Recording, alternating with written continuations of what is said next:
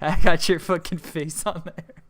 Welcome to the No Life Gaming Show. We talk about games, we talk about video games, we talk about other games, we talk about mind games, we talk about the games sometimes people play, and we do it every week. It gets released on Tuesday. Check it out. You can hit up our website, nolife.digital. I'm gonna make it big here so you can see it better. Hit up this little tab here called Podcasts. Click it, and you can listen to all of our shows. This show, you can listen to our tech show. You can also listen to our new podcast, The Musical, which is done by Loco and our friend Matthew Cassanda. And you will be listening to also a new podcast that has not been released yet, but I will be putting it out there soon. All audio only. You can subscribe to us on iTunes. And if you do, make sure that when you do so, you also click this little thing where you can review it.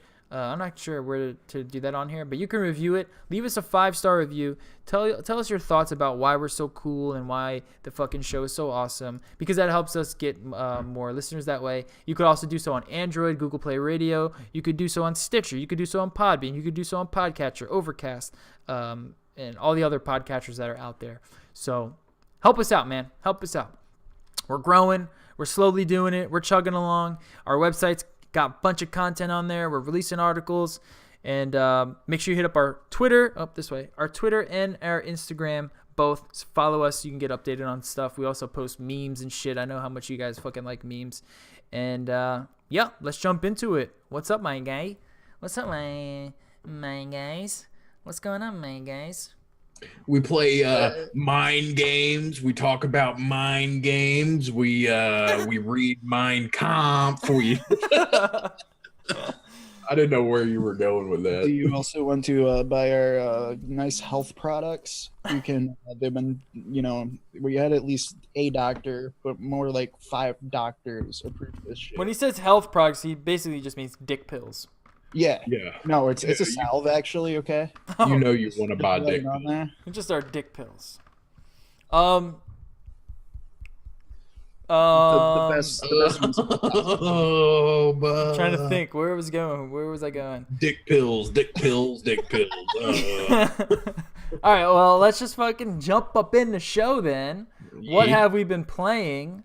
I haven't been playing too much of anything, but we know that a new game was released that I've been thinking about getting, and you've played it, Loco. Yes, I have. What's it called, dude? Good old NiNo KuNi 2, which, if you're not aware, the original NiNo KuNi was a PS3 title. It was a JRPG. It was made by Level 5. All the art was made by Studio Ghibli. Studio Ghibli. They made little movies like Spirited Away, Princess Mononoke, Howl's Moving Castle, Graveyard of the Fireflies, all that good shit. My Neighbor Totoro. My Neighbor Totoro, which Flying Castle. Yeah, Howl's Flying Castle. They haven't made a bad movie. What is that other movie with the isn't it like some kind of girl delivery service? Kiki's Delivery Service. Yeah. That's a good one. No, too. what was the other one where it was like they fought? It was like they were out in the woods and there was like a war between the animals and the people. Princess Mononoke. Yeah, that's my favorite one. That's my Planet favorite. of the Apes. That's a great one. Planet of the Apes. It's anime Planet of the Apes. Of Studio Ghibli fame. That's my favorite Ghibli movie. Yeah, the original was just it was also really good. I think it was NiNo KuNi Curse of the White Witch. I can't remember the tagline on the end of that, but it was really good. It was just some lighthearted JRPG. They had it was turn-based battle system, and there was like Pokemon like animals, creatures you collected and used to fight battles with you. It was fun. It was like I said, it was really light RPG. It had a lot of content in it though, but yeah, the story wasn't too like depressing or dark or anything. It was just like uplifting, mainly because it was a story about a little kid. So but so basically Level 5, they came out with this. They're like, all right, so what we're going to do is we're going to get rid of the turn battle system. It's all real-time battle. It's all like active battle system. So like, which I'm happy about. Yeah, like Tales games, Star Ocean games, stuff like that. Really great. Then they're like, okay, well, what they said was that they were going to make it a little bit more mature themed story, which is bullshit. It's not a mature themed story. It's still like a lighthearted, like happy-go-lucky story, and it's not too dark so far. I'm not too far into it. I think I'm on chapter 6 right now, and I feel like I'm about a quarter of the way through the game. Mm-hmm. Like, it's hard to judge by my playtime because I leave my PlayStation running, especially in this game, which I'll talk about later, but it'd be wise to keep your game up for a little bit. But yeah, so I don't think that they're going with a more mature story at all whatsoever. It's still all about, you know, making friends and everybody being happy, and the main character wants to create a kingdom where everybody will live in peace, and he's going around getting other kingdoms to sign the Declaration of Interdependence. Oh, nice. So everybody's all at peace all the time. But that being said, to be honest with you, the same with Ni no Kuni, the original, I think holds true with this one. You're not really into it for like some super deep layered story. You're basically in it for the characters. Like, this is a character JRPG. It has really good characters. It has good dialogue, nice and punny and funny sometimes, and like all the different accents that they type out, like, so you read it like the accent's supposed to be. I mean, it's weird, but it's great all at the same time. Like, you're in this for the characters. Yeah. That being said, there's not. It feels like there's, considering how much dialogue there's not enough voice acting, if that makes sense. You're going to be doing quite a bit of reading in this game, which I have no problem doing that. I'm from like old school RPG era where you read everything anyway, so fuck it. But you're definitely going to be reading a lot in this game. There's not enough spoken dialogue, in my opinion. The battle system, like I said, it's really great. It's really fluid. You have a lot of fun, and the way that the game is set up, you don't really have to worry about grinding, which is weird because it's a JRPG. That's like a staple in it. Grinding is a staple, but they introduce mechanics like there's this thing called the tactic tweaker that you can level up independently from your characters, and you can boost certain aspects of it. Like, you can choose to get, there's like sliders. It's basically just a screen of sliders, and there's sliders everywhere, and you can choose to get like better gear over rarer crafting materials, or you can choose to get more experience over less cash. And then you can also choose things like which monster types you have strengths against. You can choose buffs for, or use the sliders for buffs for your whole party.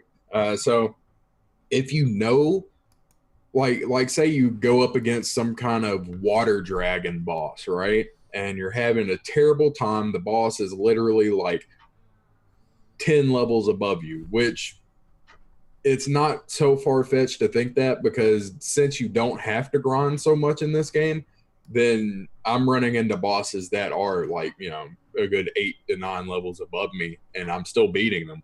But yeah, it'll be like a water dragon. So you go to the tactic slider and you're like, all right, so I want to boost my resistances to water damage, and then I also want to boost my damage to reptilian type monsters. Mm-hmm. So if you have just like a little bit of knowledge and take a little bit of a, you know, like a couple minutes to pre-game, to pre-think your strategy through, you really don't have to grind in this game. And I think that is fantastic. Yeah. Because I'm really enjoying it right now, as of just being able to just go through it. I'm doing a lot of the side quests. I don't know if I'm going to do all of the side quests, but the side quests are important because they tie into the kingdom management whole part of it. At really early into the game, you'll be able to create your own kingdom, which I say that I should put air quotes around that, because you can't really create your own kingdom per se. Like, when I say that, I know you think you're like, okay, so I'll be able to get my castle and then I can put my little farms and shops and stuff wherever I want them to. But no, the plots are actually predetermined. You just have to buy the plots. But so you start with this kingdom management thing, and which also ties into the fact of you not having to grind as much, because some of the stores and research, some of the research buildings and stuff like that, you can research more like better techniques to help you out in the actual rest of the game, like being able to run faster, getting experience faster, being able to upgrade your weapons, being able to craft better weapons, you know. So you can essentially, if you keep up with it and you actively get into the kingdom management, it'll make the rest of the game a whole lot more easier for you. Which, like I said, it's all to the better, because people like Wayne don't like to grind. So a game where you have to grind in order to be able to enjoy the rest of the game might turn a lot of people off that would otherwise like this game. Mm-hmm. So you do the side quests, and a lot of the side quests, you get a citizen from it. Like you'll do a mission for them, and then they'll be like, "Oh, okay, well, I'll join your town now," and then you assign them on a place to work, and you know, so forth and so on. Like they all have individual stats, and the stats are their IQ.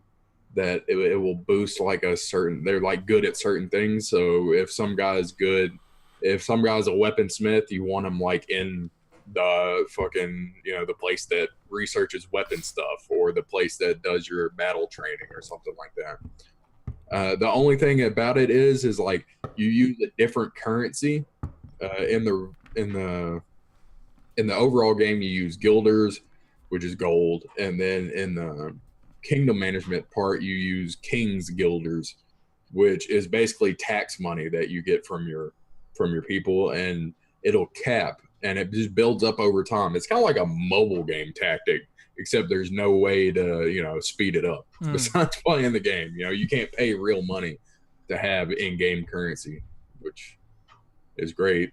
But anyway, like so that's why I've been leaving on my fucking PlayStation for so long. So you can accumulate.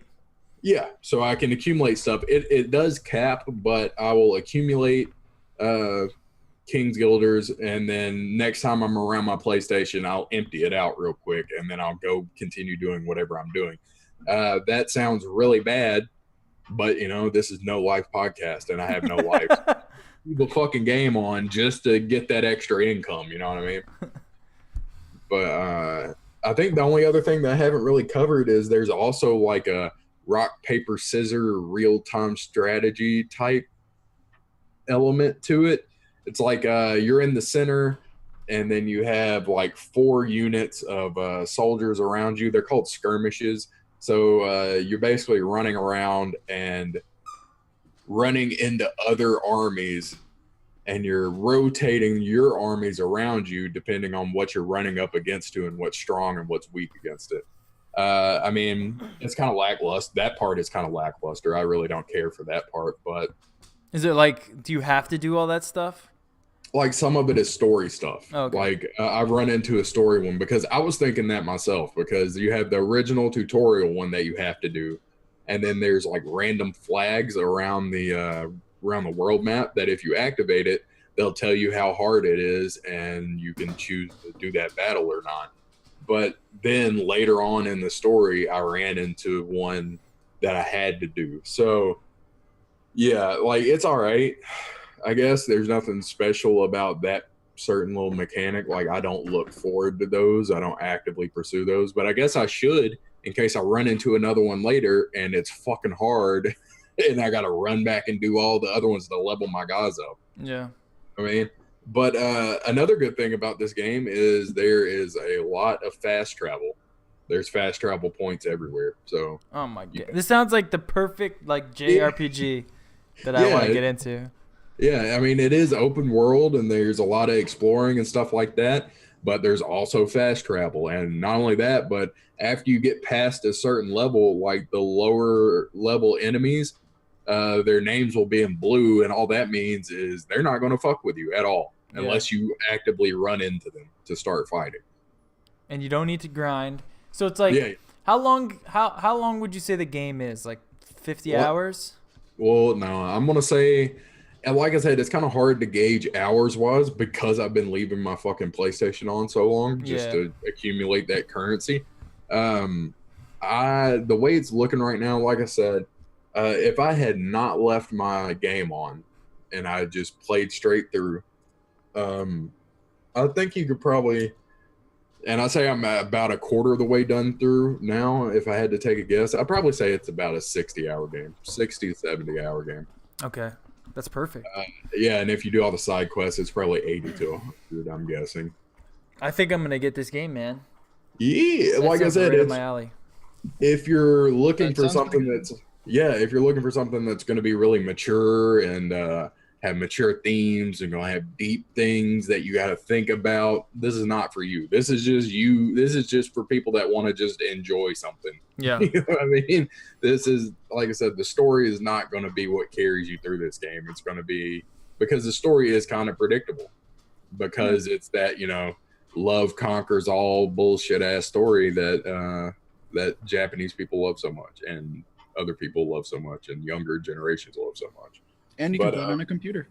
Yeah, it's also on Steam. It's not a PS4 exclusive. It's definitely on Steam. When I saw it, I was like, this looks like just like a fun RPG to get. Like, I just want like something that's just, I don't have to think too much about it, but it looks gorgeous because it's got the Ghibli art in there, and it's got RPG elements, and a bunch of other weird shit. But I don't want something that, I gotta fucking grind and sit hours and hours to do, and it's got the real time combat, which I'm a big fan of. So I kind of want to just pick it up and just kind of rip through some shit, Yeah, like you have a dodge roll. That's so dope. Yeah, see, so like it's like Ghibli Witcher, dude. Yeah, exactly, man. It's not like there's no random battles, obviously, so you're not gonna just randomly be running and the screen will flash or whatever. Like, you got to run into the enemies. On the overworld, there is a transition screen because there'll be like an enemy, and if you run into them or they run into you, then you'll transition to a battle scene or a battle area. But when you're in dungeons, like, the monsters are just out and about, and if you want to fight, you just run up and start smacking them. Yeah. Yeah, like I said, this is like a really easygoing JRPG. I wouldn't say that there's quite a few systems in there, but it's not like too overly complicated. Like, it's generally easy to understand systems, and they don't really bog you down with too much tutorial. Mm-hmm. Like, you don't feel like you've put 8 hours into the game and you still feel like you're doing tutorials. You know what I mean? Yeah, man, I highly recommend it. I'm having fun with it. I'm going to try to play this, and I'm going to try to beat as much of it as I possibly can before God of War comes out, which I think I will be able to do that. Yeah. Well, that was the thing with me. It's like, I want to get this game, but I think I'm going to run through Far Cry first, because that releases tonight, and by the time you guys listen to it, it released yesterday. But I think I'm gonna play through that one first, and then I'm gonna pick this one up because I'm due for like a RPG. It's been a while. It feels like it's been a while since I had like a proper RPG. Actually, since Persona, it feels like. Yeah, I would imagine that was the last one that you played. That I can't think of the last one. I play a lot of RPGs. Like, I dip my toes in them every once in a while and then come back at them. Like, I think the last one that I played a lot of was Final Fantasy 15. Yeah. But yeah, oh yeah, you said that Studio Ghibli. That's the thing, is like, Studio Ghibli isn't officially tied to this one. It looks like it though. Yeah, but the character designer is an ex-employee, or he is an employee and this is side work or something like that. I think he's an ex-employee of Studio Ghibli. Uh-huh. And the person who did the OST, the soundtrack, was also affiliated with Studio Ghibli. So it pretty much still is Studio Ghibli. It's just not officially Studio Ghibli. Yeah, it looks like it. And I mean, just looking at some of these screens, it looks fucking pretty good. Oh yeah, and not only that, but I'm on the OG PS4, the first edition of PS4, and it runs 60 frames per second. Nice. no dips, no stutters. It's just solid 60 frames. So I can only imagine how great it would look on Like 4K on your on the Pro. on a PS Pro with 4K, going 60 frames a second. Like Almost like you could get it on PC. or PC 60 frames a second. You know what I mean? I don't know. It's probably like a playable Disney cartoon. You know what I mean? Kind of deal. Yeah, I But- think I'm gonna get this one for the PlayStation.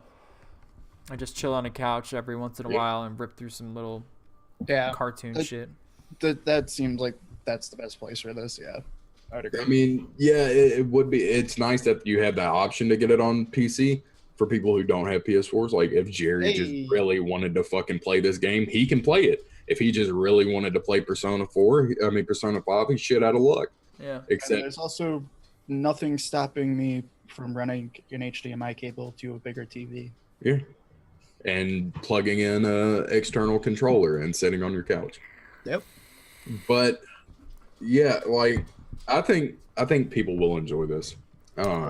It's something you can definitely sink some hours into, and Is the story like engaging at all? Like I know it's not like a crazy in-depth story, but is it like enough to keep me playing it? You know what I mean? Like, is it gonna carry me through a lot of it?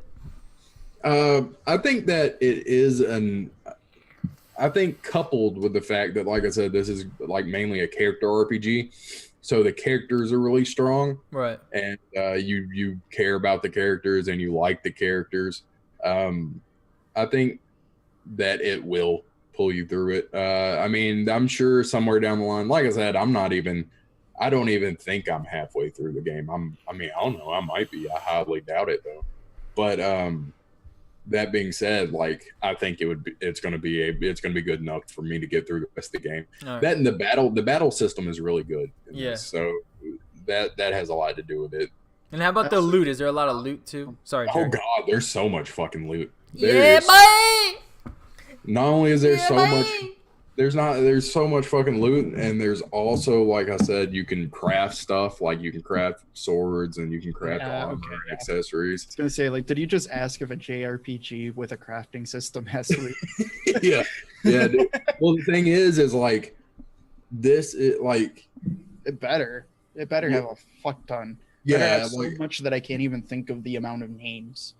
yeah. I constantly get It's kind of like, honestly, if I had to compare it to something, I would say the loot is kind of like Diablo fucking, Path of Yeah. Exile type.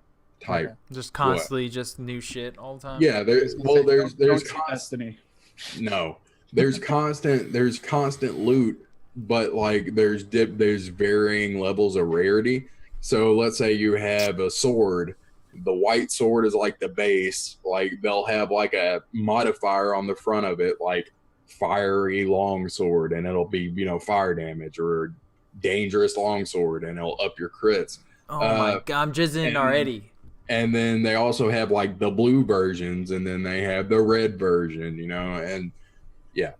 All right. so yeah, there's a lot of loot. And like I said, not only that, but you have crafting, so you can craft your own loot. And then you also have like later on you can build a building in your city that'll help you disenchant like modifiers from weapons. So I guess you'll be able to put them on other weapons. Yeah, I yeah. gotta give them props too that their season pass is only $20. I wonder what they're gonna be. Look, I guess DLC is the only thing that we're gonna see Yeah. from it. I would assume like an expansion or something. Yeah. But I think that $20 that seems like a fair point if they're gonna like put out expansions and stuff like that. Yeah, I think $20 is like perfect for a DLC if it's like a good amount of DLC. Yeah, I think $20 is like a good like expansion pack Yeah. price. I mean, Like that could making that comparison to like every other AAA title of like, hey, dude, $60. $29.99, $39.99. shooter, so you can get 20 more maps, bruh. It would be funny. I would take an expansion pack over fucking 3 more maps. Yeah. I'm- Or like I'm just- two, or like one more map. One map for fucking 6 months. I'm just saying that if you ever want to get into JRPGs or you're looking for a company to trust when it comes to making JRPGs and making good JRPGs, it's Level 5. Yeah. Just trust Level 5. They made so many good JRPGs over the years. Like I can't even really think of a JRPG that they made that I was like, you know what, this isn't really that great.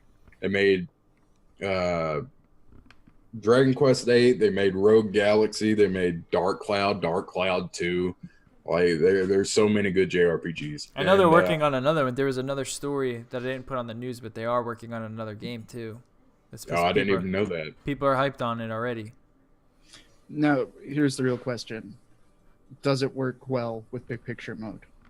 Mm-hmm. I'm playing on PS4, so I guess you'll have to answer that question and not me. Well, you know what? I can always do the 2-hour free trial. Oh yeah, Yeah. you can. The 2-hour demo. I'm sure you'll have your answer in the comments section, the review section of the Steam page. I know. I was just trying to make a joke. Yeah. All right, so overall, 2 thumbs up. Oh yeah, well, I mean, so far I haven't completed the game yet, so I can't be like, "Oh, this is fucking awesome." I mean, it's awesome so far. Yeah. Like, I haven't really run into anything that I didn't like. Nice. I wasn't crazy about the weird rock paper scissors thing, but I mean, it's fine. Yeah. Well, it seems like it's got a lot of other things going on for it that it'll make up for it. Yeah. All right. Anyone else play anything new that they want to get into? I'm waiting for Far Cry to get released, and then I'll be talking about that because I'm super hype on Far Cry. But other than that, yeah, I think we'll just move on to some gaming news. First story: leaked Overwatch League rulebook has some weird stuff in it. This is at a GameInformer.com. Once it loads, I'm gonna. Excuse me. Can we load, please? All right, here we go. So someone leaked the rule book. I don't know exactly who it was. I don't know if it says it here. Esports journalist Richard Lewis leaked what he's calling the official Overwatch rule book, which outlines many of the stipulations and procedures players and teams must abide by. And essentially, here's some of the stuff that you have to abide by if you're in the OW League, as the cool kids call it. I also just gonna throw this out there. Yeah, Richard Lewis is he's controversial in the esports scene as a person figure, but for his reporting, dude, he's top-notch reporter. Like if it's coming from him, he's fact-checked. This is it.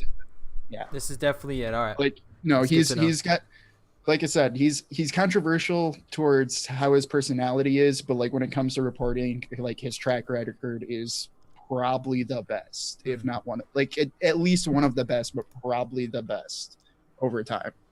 All right, word. All right, so here's some must-haves. Players cannot endorse any kind of tobacco, cannabis, pornography, gambling, firearms, alcohol, illegal activity, or endorse any political candidate.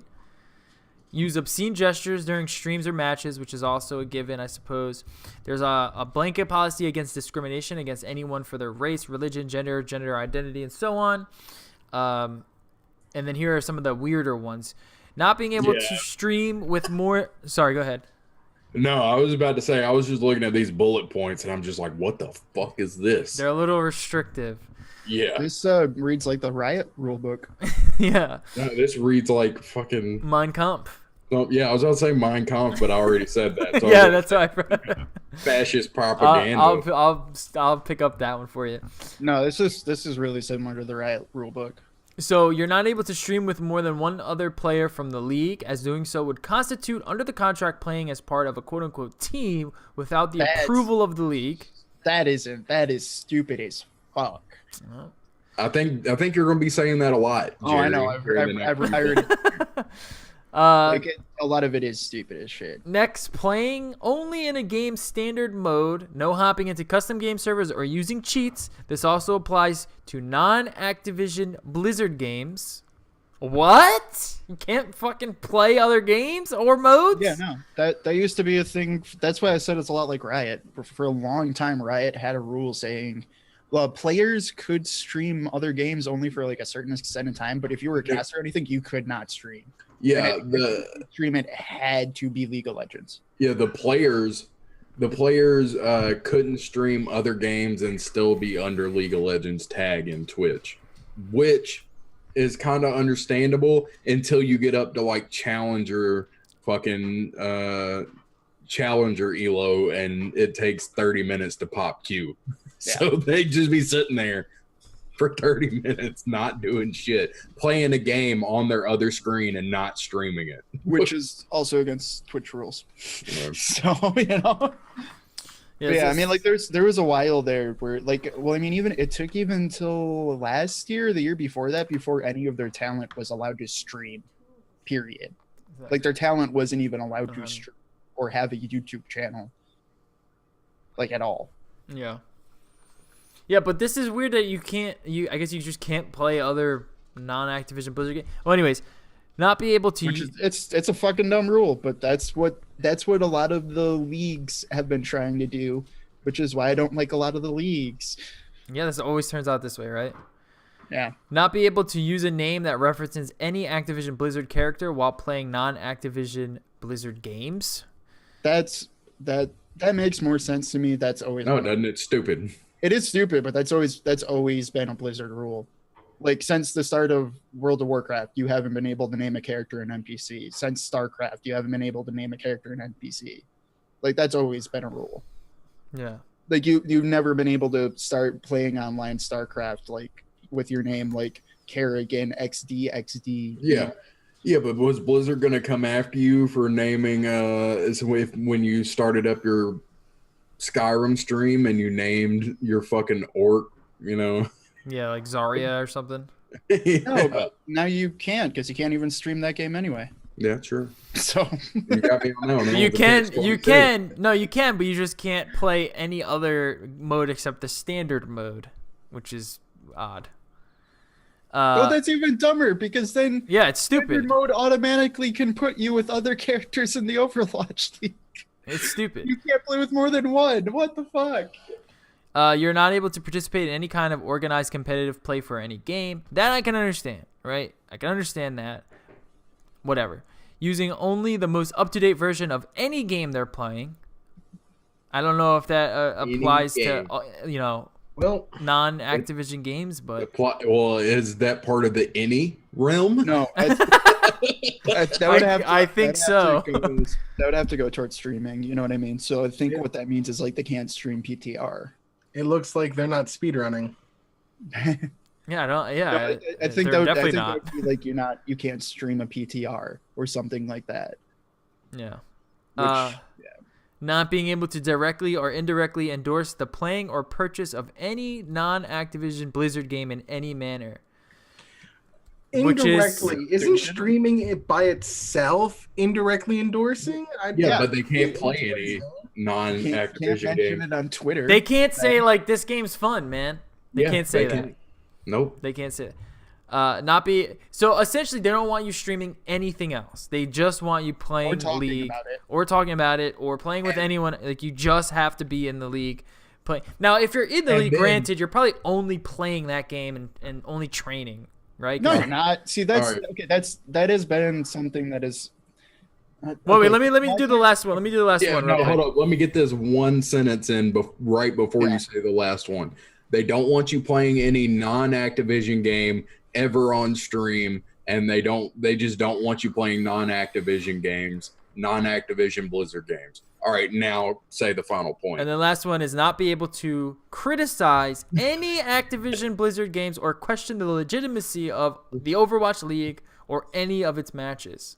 So Yeah, that one's fucked up as hell. not only do you only have to play Blizzard Activision games, you can't talk bad about them. You can't criticize them, and can't criticize the only thing that you're good for on Twitch. Or even the matches. Or even Fuck the yeah. matches.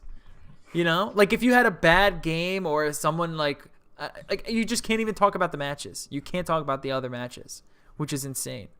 And dude, it's not even that too, but like say like that means like, hey dude, that kills like a dynamic that should be in any esport game too, of like the pro players and the developer. So say, hey, dude, we made this change to Zarya. A pro player can't be like, hey, dude, this change fucking sucks, Yeah. which is a really important dynamic to have. Basically, what they're trying to do is do like what the NFL does and what a lot of these big sports people do, where they lock you in. You can't criticize the owners. You can't criticize the administration. You can't criticize the league. You can't criticize the refs. You can't play any other games. You can't associate with any other brands outside of, like, they just want you locked in to what they're doing, because essentially, you know, they see it as you're an employee of us, you know, and this is the fucking rules that you're going to have to abide by.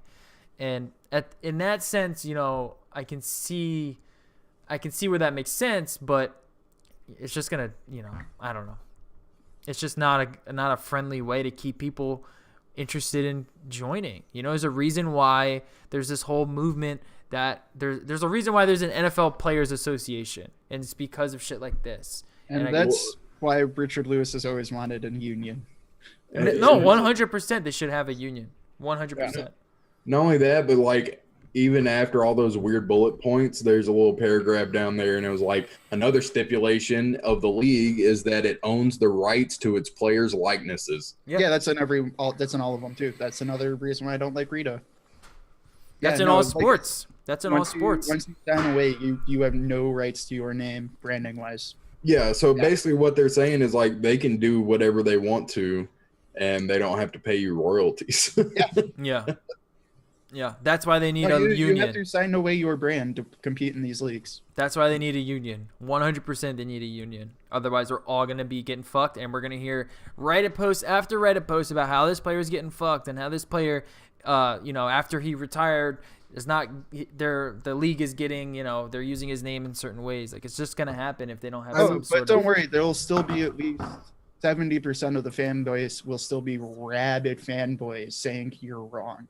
Well, the thing is I don't see any like major streamer, like even like really good, not like character streamers like Tim the Tap Man or Moon or anything like that. I definitely don't see them on any of the teams, but like players like good Kefri streamers or joined Raxu or something like that. Like I don't see Kefri or Raxu joining a game or joining a league to compete because of these rules. You know what I mean? Because I don't know. So you're just going to see a lot of people that you probably have no real idea who they are playing in these leagues. Yeah.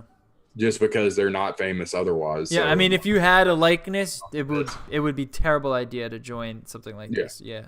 Because you could make so much more money without any restrictions.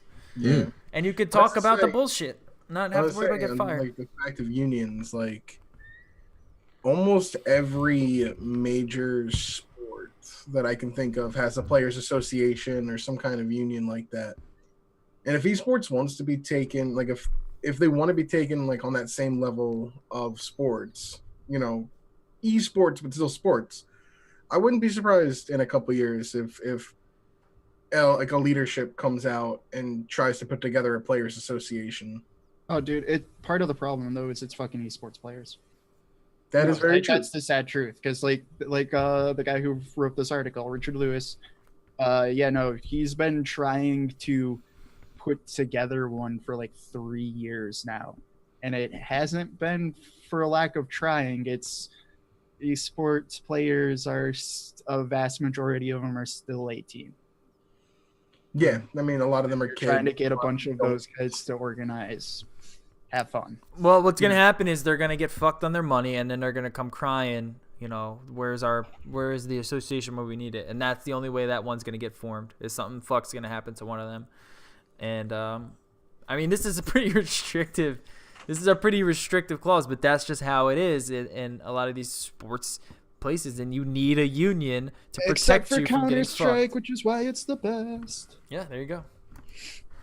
All right, well there's the rule book. Moving on, PUBG finally getting weapon skins. They're trying to go the CS:GO route, giving you some skins, figuring out more ways to monetize. As soon as Tencent gets involved, they start adding weapon skins. Go figure. We also saw a little bit of a teaser of a new map coming, which I think is gonna be pretty cool. And I have absolutely no problem with weapon skins. The definitely not Fortnite map. Yeah, it's a smaller tropical map. That we were definitely working on for a year before Fortnite came out. Promise. They're not trying to steal any ideas. No.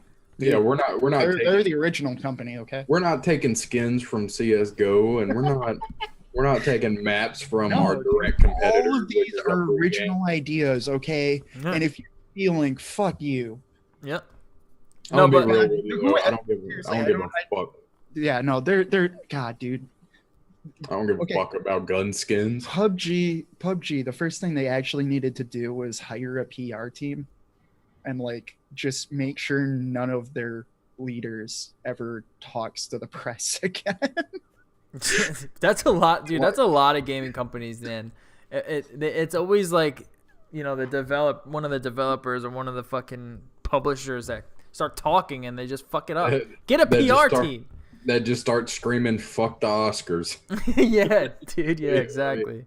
Like, I don't know how do skins work in PUBG, because you find your gun. So I guess when you pick up your gun, it's going to automatically have that skin. Okay, so what if somebody kills you and then picks up that gun? Is it still going to have your skin? I don't know. That's a good question. I don't know that right now, but I will let you know. It would go back to theirs, because it would be the same thing like clothes. All right, so I mean, I don't know about you guys, but every time it would be individualized pretty much. Every time you kill somebody or somebody kills you, is it close enough for them to see what your fucking gun looks like? Yeah, you can see the gun and they're skin models. And I'm assuming let me see if they have it here, if there's any information on here. In game, guns will still look normal until a player with a skin for that weapon picks it up. Once you grab a gun you have a skin for, that gun will now permanently be marked with that skin, meaning anyone who kills you can pick up your gun. Okay, that's actually pretty cool. Use the look as their own. Yeah, that makes more sense, because if the other way was true, I would think, why would you even fucking worry about a skin then, if you're about the only person that's going to see it? Somebody's going to shoot you. Reason Counter-Strike skins are the biggest thing in the world. Well, the Counter-Strike, you do get to see them, true, yeah, but like, I mean, like, it's still, who the fuck cares, dude? But apparently a lot of people I like skins. Care. I like the cosmetic little things. The same, well, dude, it's the same reason why I think like original Destiny's like biggest selling thing ever was the stupid fucking shaders for the bikes. Yeah, I think it just adds a little extra customization. Like, you just feel a little bit more in touch with that. And something like PUBG, where it's like you're one person all the time, I think that can kind of add a little personality to it. Now, am I going to be spending all types of money on this shit? Probably not.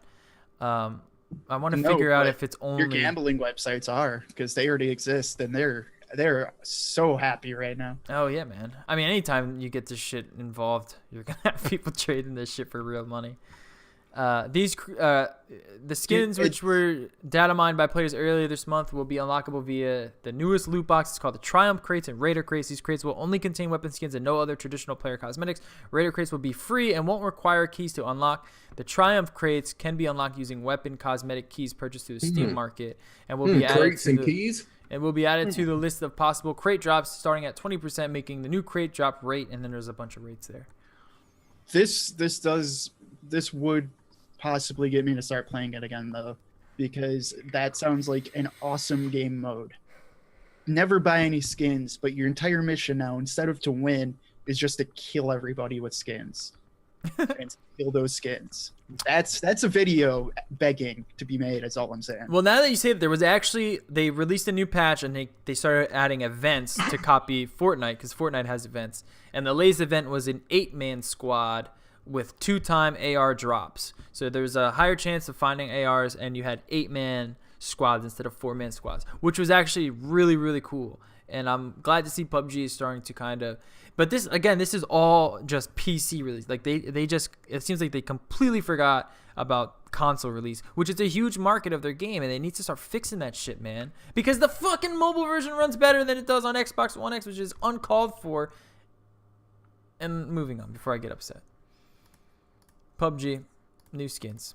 Dragon Ball Fighter Z, Broly, and Bardock release date confirmed. Dude, I feel like we've been talking about this fucking Broly and Bardock release for the past 6 months now, dude. Releasing them or what, Doobie? I mean, weren't they confirmed to be the first DLC They're character confirmed. like fucking 3-4 months ago? They were confirmed a couple weeks ago, but they are coming out on Wednesday. For those watching, that is tomorrow. And Maximilian dude uploaded his breakdown. He was able to get footage of both Bardock and Brawly. Brawly does not look Max, like shit. Are you talking about Max Mofo, the creator of How to Basic? No. Fuck you. I am How to Basic. Anyway, I'm sorry, that was the best face reveal ever made. That was genius. It was great. But yeah, Broly, like, he looks kind of cool. Doesn't play how I want him to play though. Like, he's got some super armor, but his combo potential is ass. He's like Android 16. So no, Android 16 is a lot better than Broly. Yeah. Looking at it, it's like the shittier version of Android 16 that you have to pay extra for. So yeah, that's the thing. I looked at Bardock though. Bardock is a really cool mix of Yamcha, adult Gohan, and a little bit of Goku. And probably so it's like rush down with a Kamehameha. Well, he's rush down. He has like a move in the air that comes down quick. He's got a lot of moves that can be done on the ground and in the air. He has really no ki blast, but that's not a problem with him. He has like a spinning attack that leads into a hard knockdown, kind of like Yamcha has. I'm really in. I might be replacing Yamcha with Bardock on my team. Look, so this is the thing that I like the most about Dragon Ball Fighters. All right, so which I have the game now. I don't know. Did you know that, Wayne? Uh-huh. Yeah, okay. It's not just me anymore. Yeah, so I have the game and I play it a little bit. I'm still doing practice mode and all that good stuff. But the thing I like the most about it is the character, like all the characters combo string wise, interchangeable. Like, this is what you need to know. You need to know how to jump cancel, and that's it. You figure out how to jump light, medium, heavy, of course. Yeah, it's like light, down, medium, jump cancel, and then you're off to the fucking races. You know what I mean? Like, that's all you got to learn for combo wise. Like, every other fighting game, all the combo strings and all that, fuck all that. You got one combo string that you need to learn and figure out, and that's all you got to worry about. And then you have just small stuff like, instant dashes in the air, which is really easy, even on controller. And yeah, that's what I like about it, because the characters are really defined by like their supers and so their combos are all the same. Special moves. Their assists as well. Yeah. Their assist really like Vegeta's assist. Yeah, Vegeta's assist is the best in the game. Yeah, because even if you vanish when you're stuck in the corner, if they call out Vegeta's assist, he's catching you. You're gonna get vanished, and now you're back in the corner. Well, not only that, but he also like in Marvel versus Capcom games like this, like you always had to worry about calling in the assist because like that character can take damage too. Well, Vegeta's in the fucking air, so nothing's hitting his ass. It's such bullshit for some reason. But yeah, like there's this one. To answer Wayne before we get sidetracked, there's this one specific mechanic that works on every single character, and you go into it the exact same way, and it's the jump cancel. It's like light, medium, down, or it's like light, down, medium, and then you're in the air, and they're in the air. So it's jump canceling. You're canceling the animation of that second medium attack, and you're both in there, so you're chaining upwards. And this is a very aerial game. So it's a very aerial fighting style. So that's one thing I like about this game. Like if I nailed my team down and then these DLC characters came out and they're just like Bardock is fucking insane, I can just switch them out and I could still be pretty confident. I mean, some characters like struggle in the air. Specifically Yamcha. Yeah. Yamcha's aerial is like his ground game is insane, but his aerials are garbage. So that's why, like with Bardock, I'm able to do a lot more aerial stuff with him. At least that's what it looks like. We still have to have like people lab combos and check out different things with assists. And of course, with DLC, we're gonna get probably a balance update. I've heard some talk that I heard they're going to nerf 16 16. might be nerfed a little bit, and Yeah. I think Vegeta's assist feels a little different. Yeah, because at this point, if Vegeta's not on your team, why? Yeah. Literally, the only reason that Vegeta would not be on your team is if for some reason you just really didn't like the character of Vegeta. And if you adult, want I to win, think, he's on your fucking team. yeah, and Adult Gohan is a character that a lot of people are now picking up after that whole tournament that happened where Adult Gohan with Goechi was just doing mad work.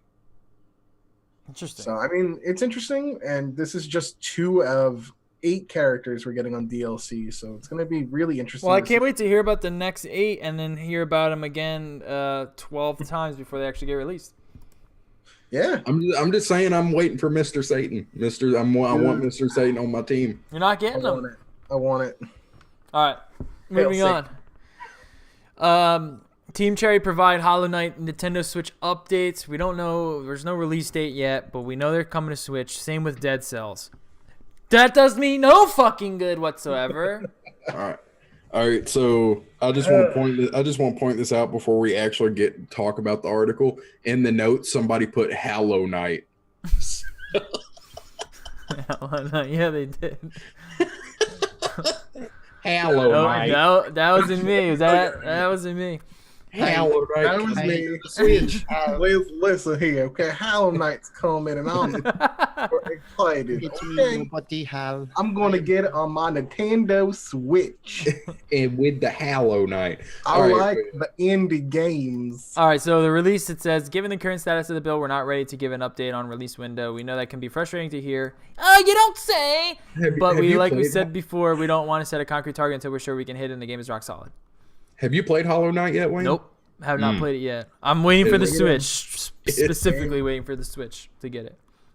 But like I said, like I played Dead Cells, and I've stopped playing it on PC just so I can get it on Switch again.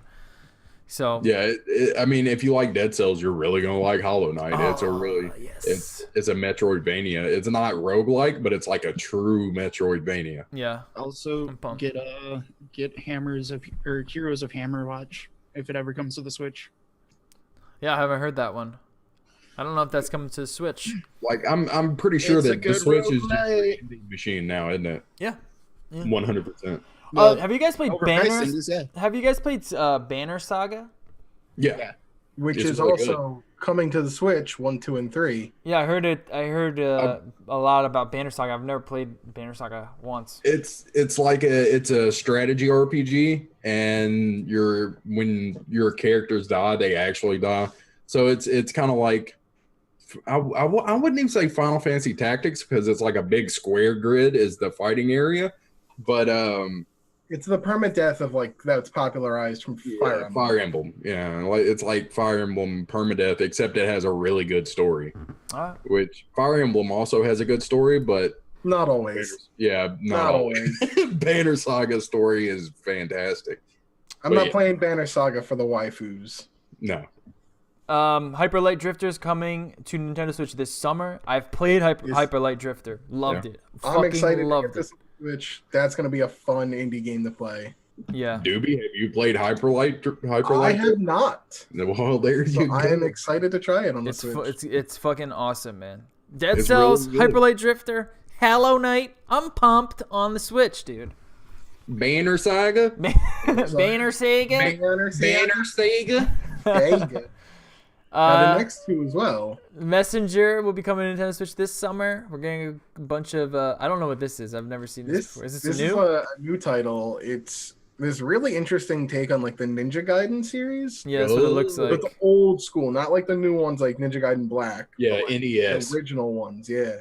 And it's got these like it starts off 8-bit, but it has these sections where it can go into 16-bit as well. Oh my god, that's so gimmicky. I really like how they're playing around with both 8-bit and 16-bit in the same game. Why? That's so gimmicky. I think it's cool. That's the most gimmicky thing I've ever heard, but it does look cool. Master Blaster kind of did that same thing though. The Master Blaster Zero, where it's that style of game where it's like platformer and then also vehicle. This one has 8-bit style Ninja Gaiden and 16-bit kind of. I think it's borrowing from Metroidvania a little bit. It kind of looks like a little bit of both, yeah. So I mean, I'm in. The indie title. It's not going to be. It's by expensive. Devolver, dude. So I'm always down for whatever Devolver's doing. Lightfall, new indie game coming to Switch as well. This looks pretty interesting too. We're getting tons of nindies. We don't actually have like a trailer or anything, but there you go. That's coming to Switch. Yeah, this one looked really cool. Do we know when? Do we got a date? This year. That's all we know. Yeah, this year. Okay. What the fuck is blood? Okay, it's the next one. Bloodstained. Bloodstained Ritual of the Night. Is this a TWIT or a Switch game? Yeah, it's a multi-platform. Nintendo news. Well, it's a multi-platform Kickstarter. God. Yeah, this was a story of a game that has taken forever. This is the story of a game. It took forever to find its own lane. It's been pushed back. I don't know how many times, and now they're finally gonna have a release date this month. Oh, go figure. Get pushed back again. Go figure. And this one's done by the guy who made Castlevania. Okay. It looks so fun in photographs. I really can't wait. Oh my god. Till I play. Oh my goodness. Oh my god, do we need to come up with a fucking song called the Kickstarter fucking This is the story of a game. I paid $20 on Kickstarter. Alright, moving on. Darkness 2 is free now. There you go. I don't know what Darkness 2 is. And I can't click off the ad because this website's there we go. It's a first-person shooter. Of course, Darkness 2 is the sequel to The Darkness. Oh, you don't say. I know, right? Shocker. I think it's based on a comic book. Loco, wouldn't that be sick if it was just The Darkness 2 and they're like, hey man, you don't know. This is the first one. New Nintendo 3DS. That's all I'm saying. Yeah. But no, I played The Darkness, the first one. I liked it. It wasn't anything groundbreaking, but it was a decent FPS game. Well, you know what? It's free, so yeah. And now so go get it. You're listening. You can get it for free. Danganronpa creators' next game, Zankrin Zero, coming to the West. Danganronpa. No, Danganronpa. Yeah, Danganronpa. Dangarang. Oh god, it's the Skrillex remix. Dangarang ramping. Gatorade. Gatorade ramping. Somebody call 911. Gatorade 1, 2, and 3. So okay, their next game, Zanki Zero, coming to the West. So yeah, this is a RPG. It looks pretty cool. The team behind Danganronpa is a visual novel series that are really well done. Okay. When you say visual novel, is it like one of those like? No, it's not sex simulators. No, it's like a murder mystery kind of thing. It's probably one of dragon dildos. Who killed Mrs. Copperpot with Theodore Thunderdick? No, for real though. Danganronpa is like really widely recognized as one of the best visual novels. Yeah, like the top. I would say the top three, like in that category, is the Danganronpa franchise, the Zero Escape Nonary games, and of course Ace Attorney. Yeah, Ace Attorney's up there too. Yeah, those are like the three big visual novel style games. So I'm excited to see what this team has up its sleeve for an RPG. Yeah, it's an actual RPG too. So yeah, I mean, probably a lot of grinding and a lot of it's gonna be a reading. It's gonna be a weird and interesting story with twists. So I'm cool with that. I'm looking at these screenshots and it looks like it's gonna be a game like Etrian Odyssey. Like they said dungeon crawler, which I love dungeon crawlers. I have tons of the Etrian Odyssey games. Well, see, I'm not the biggest fan of dungeon crawlers, but with the team doing like the story, I'm totally in to check it out for the story. Right on. Last story. Gamers win. EA unlocks all Battlefront 2 Heroes, no more pay to win. PS4 version is $20 at Walmart. I think we talked about this last week, if I'm not mistaken. Guess what? I'm still not gonna fucking buy it. That's what I'm saying. Fuck you. Is like even though the gamers won, All right, because I have it. I paid for it not full price. I paid for it sort of full price. And this is what I will say. If you are a Star Wars fan, it does do a great job of putting you in a Star Wars world. Because it's just so visually impressive. The massive battles, the fucking lasers shooting all over the goddamn place. But there's not much else to it. There's not much else to it. Now, with all of this said, and the pay to win being struck out, and now all heroes are unlocked, and it's a little bit more open. I think if you can get it for like $15 to $20, it's worth it. It's worth it because it is a fun shooter, but it's just only if you're a Star Wars fan. You know what I mean? Like there's not much else to. It's not like Battlefield 1 where it's like a completely new. It's just like this completely open world battle kind of craziness going on, and you have big blimps falling on you. Battlefield 1 that came out in 2000. Yeah. So I think if you're a big Star Wars fan, it's worth checking out if you can get it on sale. Because now they kind of unlocked a lot of the stupid shit that they were doing. Did the gamers win at the end of the day? I don't know if you can say that they won. I think we'll know whether or not they won in the future when Anthem comes out. Exactly. Because this is the thing that a lot of people were worried about when they saw this for Battlefront 2 going, well, Anthem might have the same exact stuff. I don't think...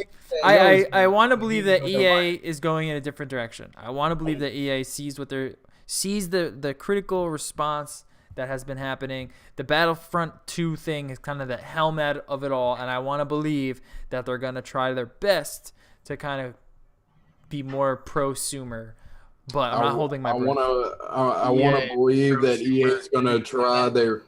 I want to believe that EA is going to try their very best to be a lot better at hiding their bullshit. It's called pretending. 6 months after Anthem comes out, bam, deals. Here's all these microtransactions. Yeah. No, dude, you got to follow that Destiny model. Offer a full DLC expansion 2 months after it comes out. Come on. You mean release a game that, is incomplete? Yeah. I mean, that's like EA specialty. I mean, that's most games these days. That's the contemporary specialty these days. Dude, look at Sea of Thieves. That game is not complete at all, and they released it. I don't even want to look at that fucking game anymore. I'm just saying, people were so excited about it, but I just kept saying like, that game looks like it's gonna run out of content really quick, and it doesn't look like it's that fun. I think most people thought that. Go back to that E3 episode. Literally, we were watching, and I'm just like, what's the game? Yeah. I think most people were kind of just like, this looks boring as shit. They're already changing up how the game works, because I saw an article earlier that was like, Rare is getting rid of the death penalty for when you die because people complain too much. Oh, well, I have no interest in that. Game's not even been out for a full week. I just want to know what I'm supposed to do besides just sail around and fight other pirates and raid their ships. I don't even think pirates are that cool. Dude, maybe that's just me. I think I would have a blast with this game if it was like $20 and there was something to do. $60, fuck no. Yeah. Well, if you have the Game Pass. Then I wasted $600. You gotta get the Game Pass. A bunch of games I never want to play. But if you buy an Xbox One S, you get the game for free. There you go. Now the deal is looking a little bit better. But not really. Yeah, no. But Battlefront 2, I don't know. If you're a big Star Wars fan, I definitely think if you're a big Star Wars fan, you have to check it out because it is fucking insane. Other than that, wait for it to be on sale because there's not even that many people playing it anymore. I mean, me and Jerry both during the beta said that we liked the game. Yeah, it was great. It just you couldn't get any unlocks. Yeah, beg against it. Like the actual gameplay was solid enough. Well, now that's removed, are you more interested in checking it out? For like $10, sure, dude. Because I mean, if you're super into Star Wars, it was gorgeous.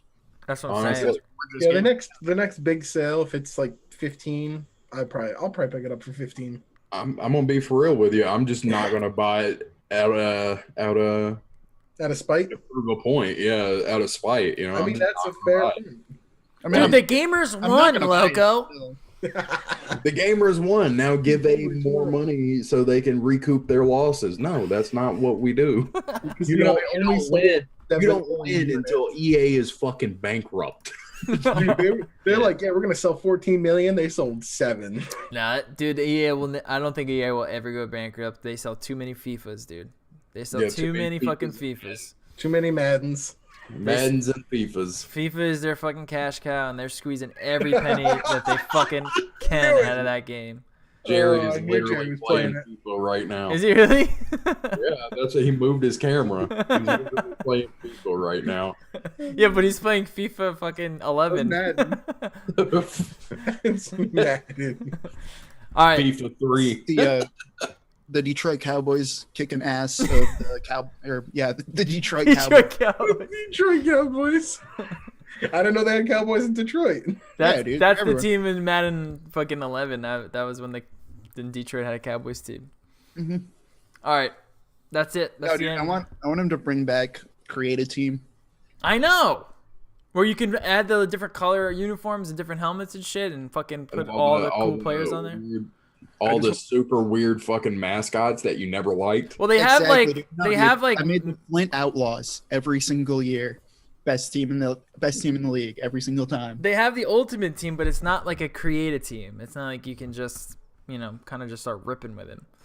You have to fucking do a whole thing with it. At And there's this point in microtransactions. time, at this stage, if I was going to pick up a sports game, I'd just pick up 2K18, like NBA 2K18. Like Oh. I'm not. Why? Because you're not buying an EA game? I'm not giving any more money to EA unless I absolutely have to. Oh my god, you're a bitch. Fuck EA. You're a Dude, bitch. just get on the real train and play fucking Madden 2007 with me. You guys would be the only two players online, and you would have no problem getting into a game with each other. Yeah, and not only that, but no matter how bad we were, we would always be ranked the first and second best current players of Madden 07. That's very true. Very true. It's our own esport, man. All we got to do is convince some VC to fund us a couple of $100,000. We're golden. Yeah, but then they'd lock you in. You wouldn't be able to talk about any other Maddens, and you wouldn't be able to No, fucking. you wouldn't be able to talk about any game except Madden 07. And Battlefront 3, whenever that fucking comes out. We'd be on the podcast, and Wayne'd be like, "What'd you think of this new game?" We'd be like, "No comment." You'd be like, Madden You know, 2007 is 07? great. That would suck, but I would still be making like $300,000 a year just to play Madden 07. And the thing is like it would just be me and you too, so you wouldn't even have to be that good. We wouldn't even play for like a month. We just 2 throw at a it. time, and then just No. pick it up and be like, "We're going for the championship series of Madden 07." And we're just like the most god awful, terrible people you've ever You seen. just got to work out a throw pattern. So I win these two, then you win these two.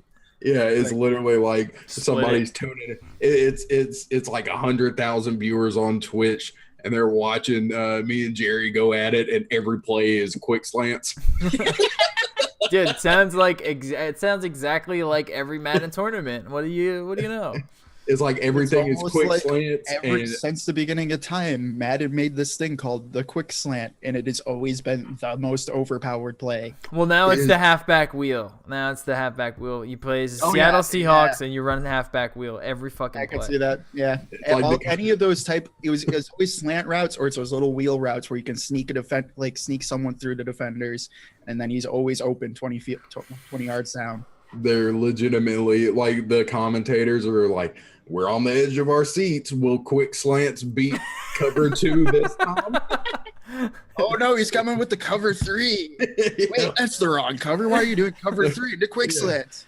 Dude, I promise you, watch a new like Madden tournament. It's the same. It's halfback wheel, and it's two teams: Seattle Seahawks versus Seattle Seahawks. Halfback wheel every fucking play, same fucking defense every play, and then it's just who can outrun the guy in one play. You know what I mean? How So many it's times just the can you stupidest use thing ever.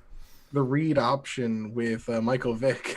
Yeah. Well, yeah, exactly. You know, that's why Game. the college games used to be great. Yeah, the options. Yeah, options. College games. Oh yeah. Dude, that was all I played. Like back when I was a really big stoner, and we didn't have any cable TV. We would just sit around the apartment and we'd play NCAA, and we just play each other And over it's and just over again. read options every fucking play. And every time I was like, I'm gonna pick Oregon. Yeah.